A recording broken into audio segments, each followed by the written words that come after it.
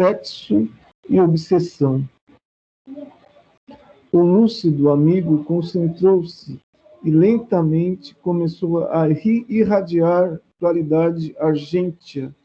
que o envolvia em tonalidades variadas, produzindo-nos incomum emoção. Após a breve interiorização, começou a falar com inesquecível tonalidade de voz, em que ressumavam os seus sentimentos de amor e de paternidade espiritual, convocando-nos a reflexões muito profundas e significativas. Sem delongas, considerou: o sexo é departamento importante do aparelho genético, criado com a finalidade específica para a procriação, responsável pela reprodução dos seres vivos, constitui extraordinário investimento da vida, que o vem aperfeiçoando através dos milênios, a fim de o transformar em feixe de elevadas emoções que exaltam a criação. Quando compreendido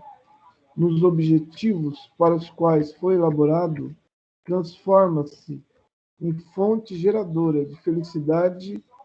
emulando ao amor e à ternura, que expressa em forma de vitalidade e de bem-estar. Quando aviltado por qualquer forma de manifestação incorreta, faz-se cadeia retentora do ser na paisagem sórdida a qual foi atirado. Acionado pelo instinto, manifesta-se automaticamente por meio de impulsos que induzem a coabitação para o milagre da criação de novas formas de vida. Responsável pelo invólucro material, responde pela bênção de proporcionar o instrumento corporal, mediante o qual o espírito evolve no rumo do infinito, com características próprias em cada fase do processo evolutivo. O ser humano alcança o seu estágio mais elevado, por vincular-se às emoções, lentamente superando as sensações mais primárias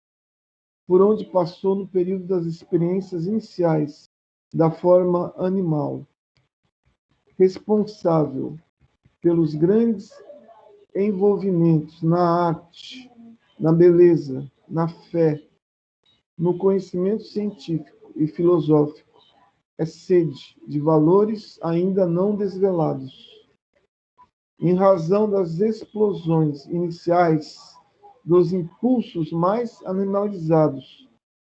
vem governando a sociedade humana através dos tempos, constituindo-se instrumento de crimes hediondos e de guerras lancinantes, destrutivas, gerando consequências imprevisíveis para a sociedade de todas as épocas. Homens e mulheres de destaque na história utilizaram-no para fins ignóbeis, entregando-se a aberrações que celebrizaram determinados povos e períodos, assinalados pelas suas orgias e inomináveis aberrações chocantes.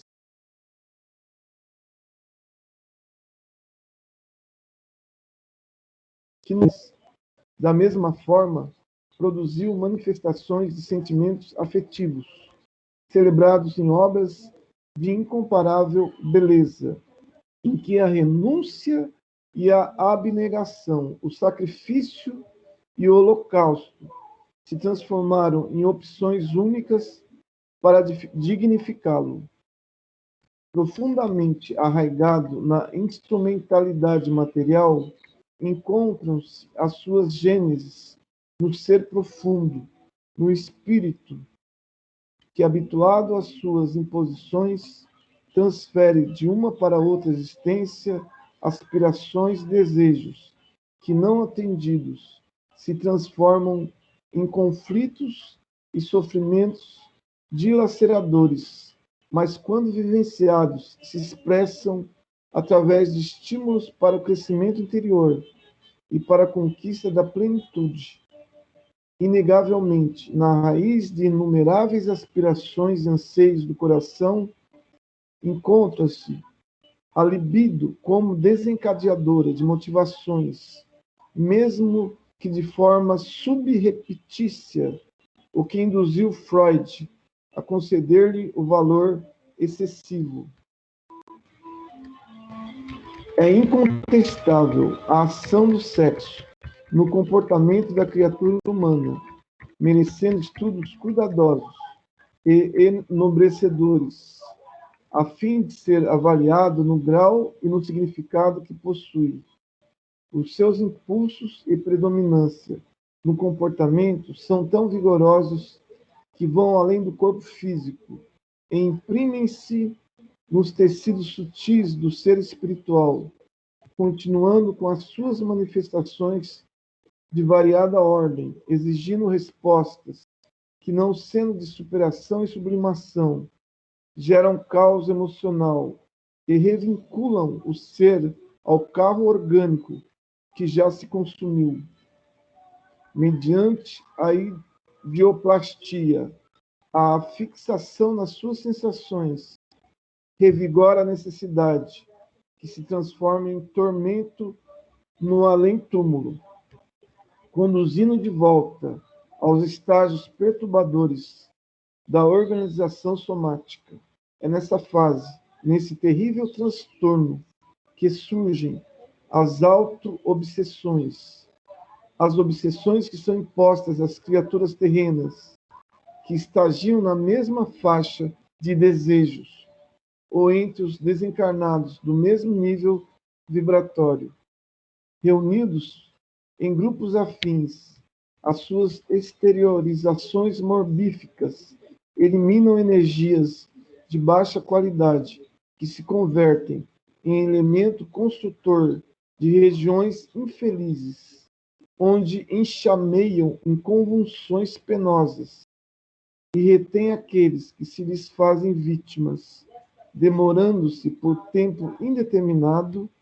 até que a exaustão dos sentidos e o tédio os induzam a mudanças de atitude, permitindo-se a ajuda do amor, que os libertará da injunção exaustiva e penosa. Fez uma pausa oportuna, a fim de dar-nos ensejo à reflexão, à absorção do conteúdo da sua mensagem. No mesmo tom, pausado e profundo, logo deu prosseguimento às explicações de alto significado.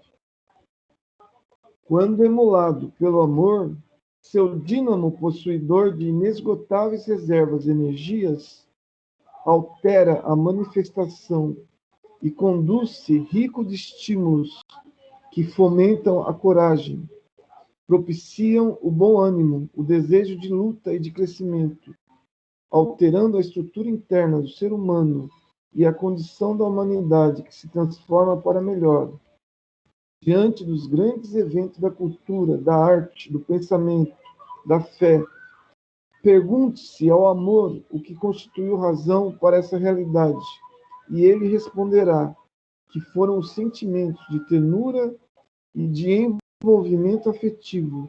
sem os quais não se teria força nem valor para resistir às investidas da rebeldia, nem às incessantes provas desafiadoras, ante as quais somente os fortes, aqueles que estão estruturados na coragem e seguros dos objetivos que perseguem, conseguem ultrapassar.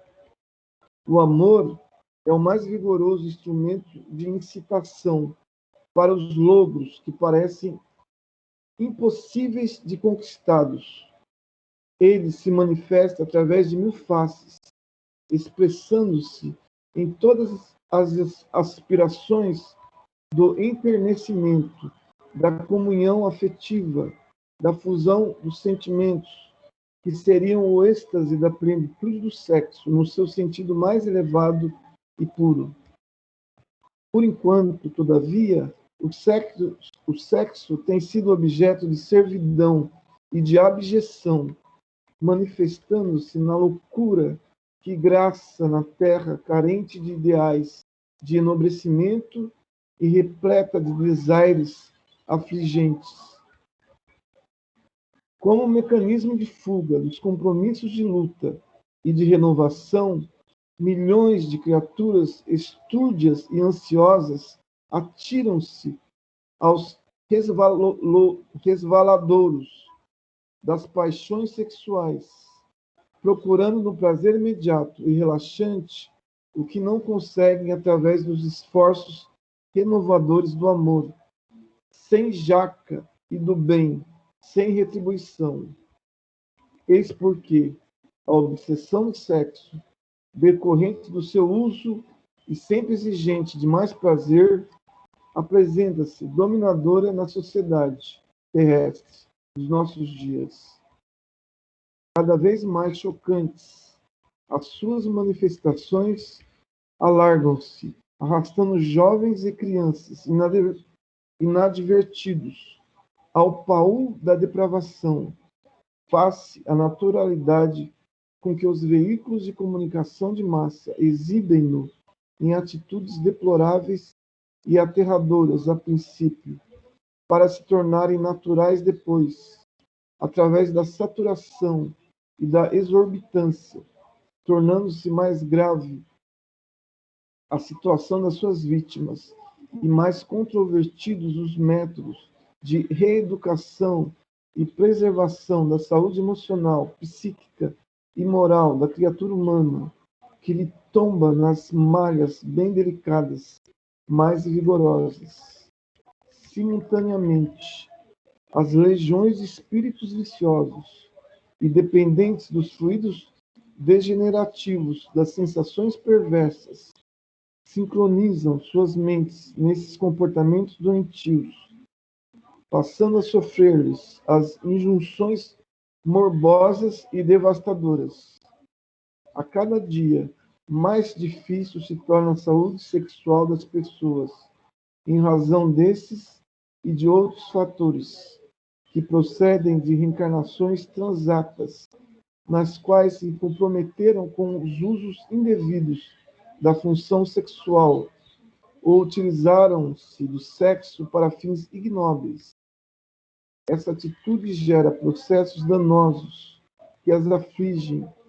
e obrigam-nas a retornar ao proscênio terrestre em situações deploráveis, atormentadas ante a multiplicidade de conflitos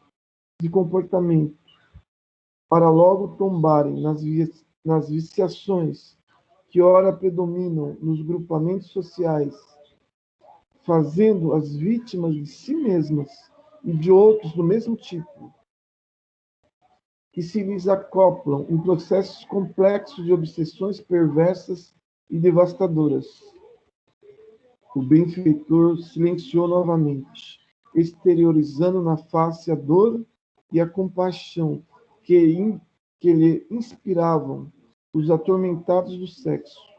aqueles que se lhe fizeram vítimas, todos os seus escravos e escravizadores.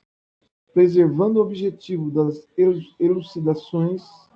continuou no mesmo tom de mestre e de psicoterapeuta.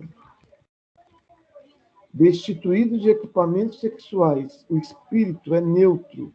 na forma da expressão genésica, possuindo ambas as polaridades em que o sexo se expressa, necessitando, através da reencarnação, de experimentar uma como outra manifestação, a fim de desenvolver sentimentos que são compatíveis com os hormônios que produzem. Face a essa condição, assume uma ou outra postura sexual, devendo desenvolvê-la e vivenciá-la com dignificação, evitando comprometimentos que exigem retornos dolorosos ou alterações orgânicas, sem a perda dos conteúdos emocionais ou psicológicos. Isso equivale a dizer que toda vez, quando abusa de uma função, volta a vivenciá-la, a fim de recuperá-la, mediante processos limitadores, inibitórios ou castradores. Todavia, se insiste em perverter-se, atendendo mais aos impulsos do que à razão, dominado pelo instinto antes que pelo sentimento, retorna em outra polaridade, que não o capacita para sua manifestação conforme desejara, correndo o risco de canalização das energias de forma equivocada. E assim acontecendo, o fenômeno se torna mais grave, produzindo danos perispirituais que irão exteriorizar-se em transtornos profundos da personalidade e da aparelhagem genésica. Face aos processos evolutivos, muitos espíritos transitam na condição homossexual, o que não lhes permite comportamentos viciosos, estando previsto para o futuro um número tão expressivo que chamará a atenção dos psicólogos, sociólogos, pedagogos, que deverão investir melhores e mais amplos estudos em torno dos hábitos humanos e da sua conduta sexual. Jamais, porém, se deve esquecer que o sexo, como qualquer outro órgão que constitui o corpo, foi elaborado para a vida e não esta para aquele. Respeitar-lhe a função, utilizar-se dela com dignidade e elevação, reflexionar em torno dos objetivos da vida, fazem parte do compromisso para com a existência, sem o que são programados dores e conflitos muito graves durante o trânsito das reencarnações. Assim, considerando o abuso na conduta sexual e o seu abastardamento na busca atormentada de prazeres mórbidos, constituem grave desrespeito às leis soberanas, cujo resgate se torna difícil e de longo curso em províncias de sombra e de dores acerbas. Novamente silenciou, medindo as palavras que deveriam revestir-lhe o pensamento, a fim de dar continuidade à explicação. Nesta noite está programado um encontro com um dos espíritos infelizes, que responde pela inspiração da onda de loucura e insensatez, na vivência do sexo e das suas manifestações, as lamentáveis e alucinadas propostas que apresentou à sociedade do seu tempo e as aberrações monstruosas geradas pela sua mente insana, que se distenderam pela terra a partir das suas narrações soturnas e cruas, de alguma forma já eram conhecidas da humanidade. Ei-las presentes nos hediondos espetáculos de Sodoma e Gomorra, da Babilônia, de Pompeia, da Grécia e de Roma, com seus atormentados imperadores, de algumas cortes devassas da Idade Média, havendo, porém, encontrado maior ressonância e aceitação pelos infelizes após as vivências do inditoso Marquês de Sade. Ele trouxe-as de experiências anteriores e ressumaram dos porões do seu inconsciente ultrajado, para oferecê-las como realizações de prazer aos desafortunados enfermos, que somente através das abjeções, da selvageria e da animalidade lograriam proporcionar prazer nas suas buscas sexuais, gerando obsessões incomuns em face das vinculações que as suas esdrúxulas práticas propõem aos seus escravos. A legião de infelizes infelicitadores é expressiva e aterradora ainda hoje na Terra. Somente através da compaixão elevada a uma grande potência é que podemos joeirar esse solo sáfaro e pedregoso, sob um aspecto e pantanoso e pútrido, sob outro, que é o da área genésica do ser humano, quando desrespeitadas, a fim de semear equilíbrio e harmonia indispensáveis à comunhão feliz das almas. Ante a situação deplorável em que muitos estorcegam nas apertadas malhas dos vícios sexuais e daqueles outros que os acompanham, tais o alcoolismo, o tabagismo, a toxicodependência, a banalização dos valores éticos e da vida, a lei de destruição, conforme assevera Allan Kardec em O Livro dos Espíritos, exercerá a sua função destruindo para renovar, isto é, chamando ao sofrimento e aos desastres coletivos, às aflições chocantes, às lutas ensandecidas, aos trágicos acontecimentos, para que, por fim, os espíritos rebeldes despertem para a realidade, para o significado da existência terrena, para os objetivos que têm pela frente, utilizando-se do corpo, do sexo, mas não vivendo apenas e exclusivamente deles ou para eles. Esse abuso resultante da utilização descabida responde pela loucura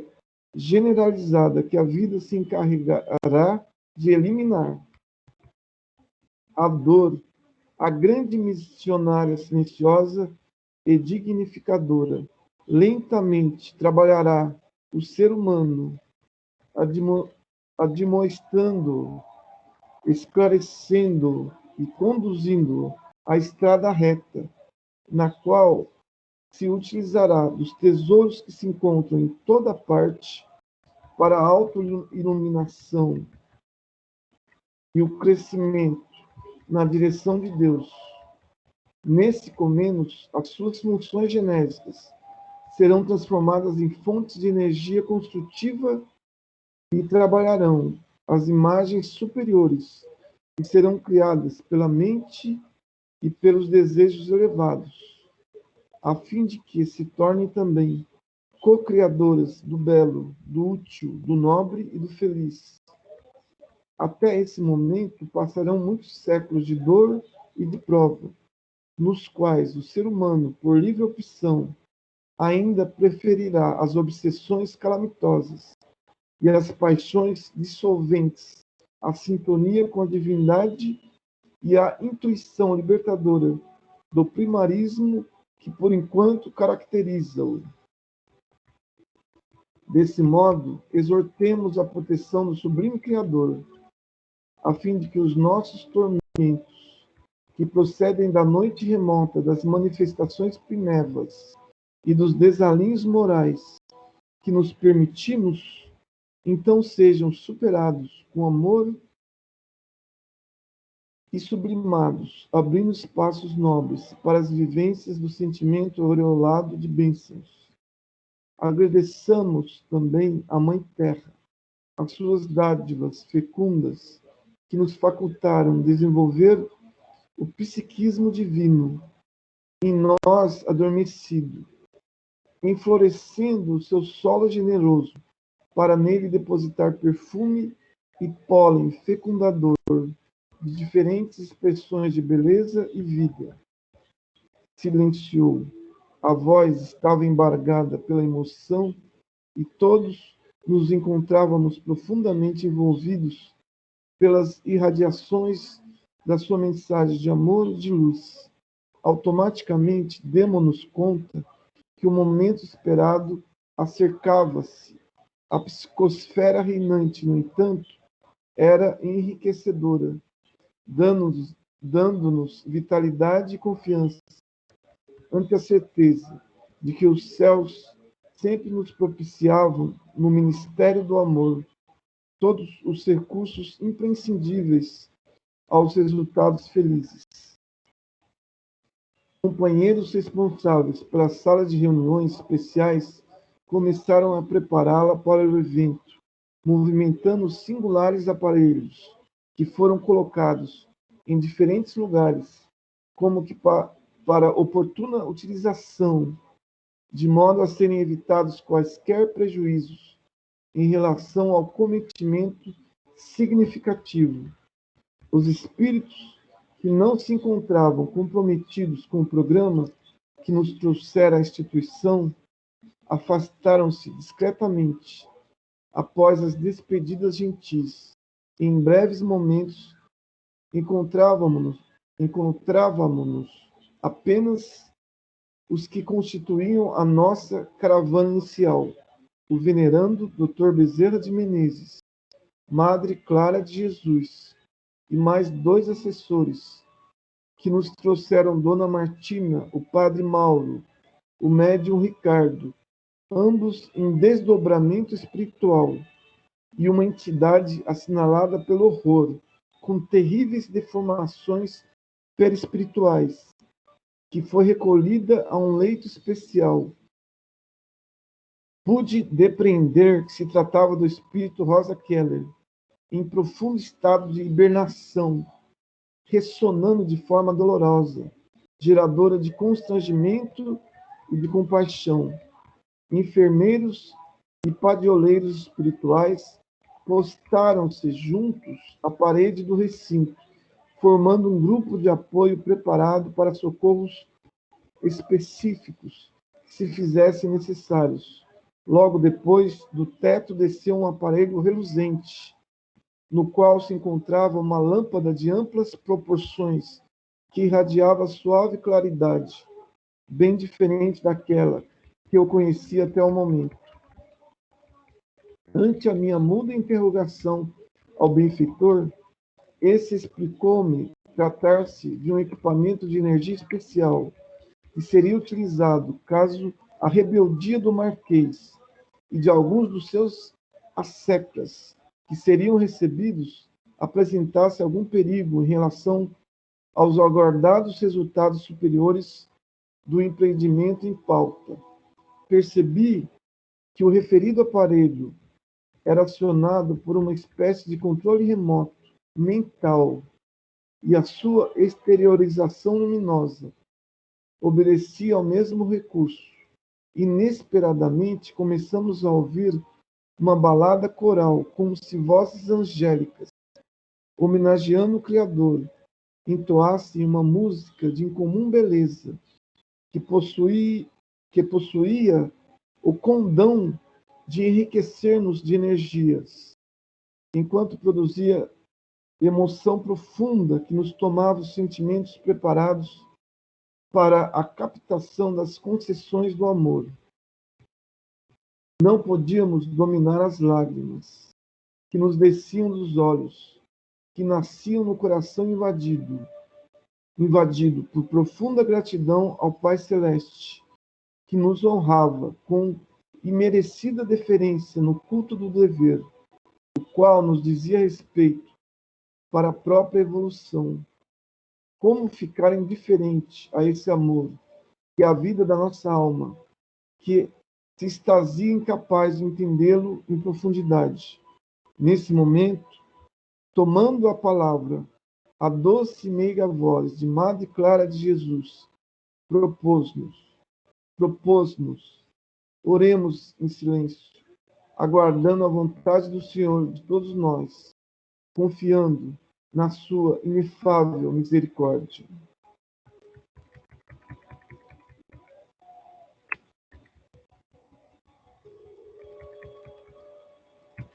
Capítulo 16. O reencontro.